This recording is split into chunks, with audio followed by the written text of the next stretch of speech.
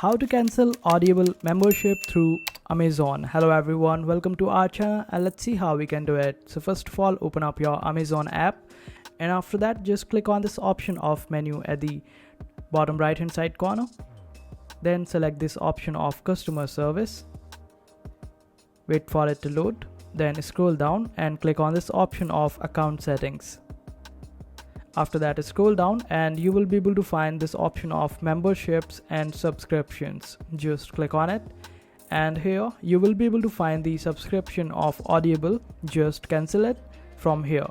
And the other way is by going on to your Audible account and now click on this option of profile.